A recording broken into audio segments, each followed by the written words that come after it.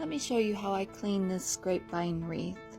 I'm going to use this long stem off of an old bush, and I'm going to use this stick, and then I'll also use my scissors and a pair of snips. And you can really use whatever you've got laying around, or you can use your finger. Now, I don't always clean my grapevine wreath, so drop me a comment. Do you clean yours or not? But I'm going to start here by taking this stem and just going along inside the vine. See that old dead grass right there? I'm just pulled out that dead grass. That's a big old clump of it. But otherwise, I'm just going to take the, see the dead leaves here? I'm going to take my stem and just go along and clean out those dead leaves, going down in between those vines. I think it's really important sometimes, depending on how dirty your wreath is, on whether or not you should clean it.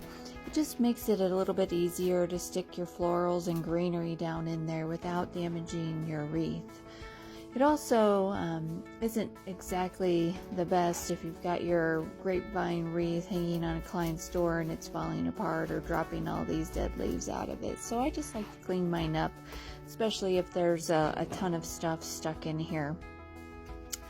I know I'm using these old scissors. I'm just really using it to kind of jab a couple of leaves out that are stuck. But I'm not really using it to scrape the vines or whatever. But they're not my ribbon scissors, so everything's fine. Everything's perfectly fine. So we'll go ahead and finish cleaning this up here.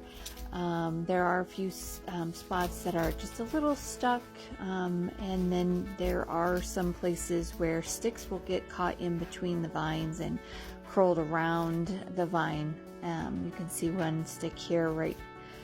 It's a little bit of a shorter one, but again, here's another stick. It's a longer one, so it's good to just pull those out.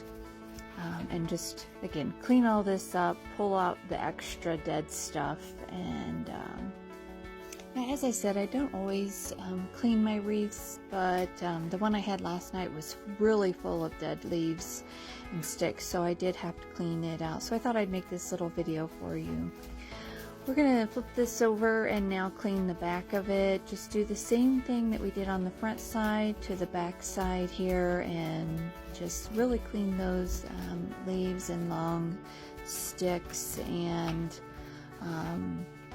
pieces of grass out. I really love the natural look of a grapevine wreath, and so a lot of this stuff I like to leave in there, but I don't like for my ribbon to get caught on bunch of the old sticks and vines. I don't want it to scratch up my ribbon. So I'll just take my snips here, and I'm just trimming down some of the really long viney pieces that stick way out there. I want to shape it up just a little bit by, not really having them too far out. These right here just stick too far out for me, so I'm going to trim those down. But I'm going to be careful because the really small, dainty, curly vines, I really love those, and I don't want to snip those. I love the natural texture that it gives to the wreath. You'll see one of these right here. I'm showing you how it just curls around and makes it look so neat. So I'll leave that alone. And really, that's about it for this wreath. It's not too bad of a shape. Again, a lot of them may not need cleaning, but tell me again in the comments, do you clean yours? And don't forget to clean your mat. Thanks so much for watching. This is Jamie with Stuffs and Things by JD.